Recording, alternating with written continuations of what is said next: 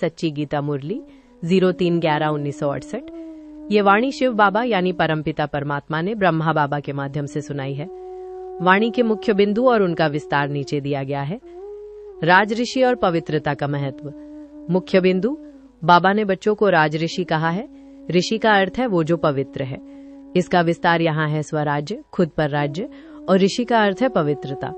बाबा समझाते हैं कि हम भविष्य के राजा बनने के लिए पवित्र बन रहे हैं। उदाहरण, जैसे एक राजकुमार को सिंहासन पर बैठने से पहले हर तरह की मर्यादा और अनुशासन सिखाया जाता है, वैसे ही आत्मा को स्वर्ग की राजाई पाने के लिए इस समय काम, क्रोध जैसे विकारों का त्याग कर पवित्र बनना पड़ता है।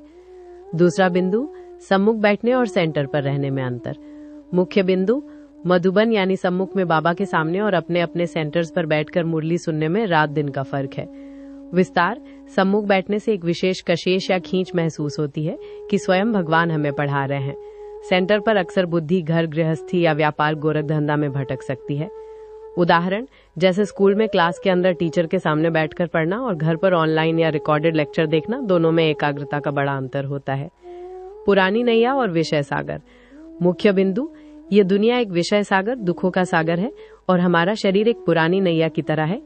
विस्तार, आत्मा इस समय पतित या अशुद्ध है और शरीर भी पुराना यानी तमो प्रधान हो चुका है। शिव बाबा खिवैया बनकर हमारी आत्मा रूपी नैया को इस विषय सागर से निकालकर क्षीर सागर या सुख की दुनिया में ले जाते हैं।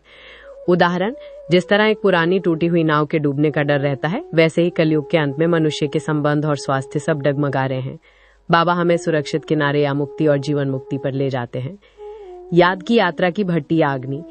मुख्य बिंदु, आत्मा रूपी सोने में खाद पड़ दी है, जिसे केवल याद की अग्नि से ही निकाला जा सकता है। बाबा कहते हैं कि जैसे सोने को शुद्ध करने के लिए आग में तपाया जाता है, वैसे ही आत्मा को पावन बनाने के लिए योग या बाबा की याद की अग्नि की आवश्यकता है। उदाहरण, जैसे गंदे कपड़े को साफ करने के लिए साबुन और पानी की जरूरत होती है, वैसे ही जन्म जन्मांतर के पापों को भस्म करने के लिए परमात्मा की याद ही एकमात्र रास्ता है। 84 जन्मों का चक्र और नाटक ड्रामा। मुख्य बिंदु, ये सृष्टि एक अनादि बना बनाया नाटक है जिसमें हम एक्टर्स अपना पार्ट बजा रहे हैं। बाबा समझाते हैं कि अब 84 जन्मों का चक्र पूरा हुआ।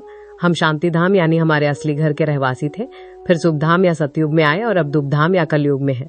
उदाहरण, जैसे एक फिल्म या नाटक के खत्म होने पर कलाकार अपनी वेशभूषा या शरीर बदलकर अपने असली घर चले जाते हैं, वैसे ही अब संगम युग पर हमें अपने पुराने संस्कारों को छोड़कर घर या परम धाम जाने की तैयारी करनी है। अबलाओं पर अत्याचार और वर्तमान स्थिति।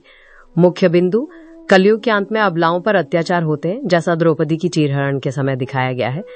बाबा कहते हैं कि दुशासन रूपी विकारी मनुष्य आत्माओं को पतित बनाने की कोशिश करते हैं और ऐसे समय में आत्माएं पुकारती हैं कि बाबा हमें बचाओ। वरदान का सार। बाबा ने भाग्यवान भव का वरदान दिया। उन्होंने कहा कि जिसका गायन स्वयं भगवान करे वो सबसे ऊंचा भाग्य है। संगम युग पर हमारी स्थिति जितनी ऊंची रहेगी, पूरे कल्प यानी 5000 वर्ष में हमारा पद उतना ही श्रेष्ठ रहेगा। इस वाणी का मुख्य संदेश यह है कि स्वयं को आत्मा समझकर पिता शिव को याद करो, ताकि आप पावन बनकर नई दुनिया के मालिक बन सके।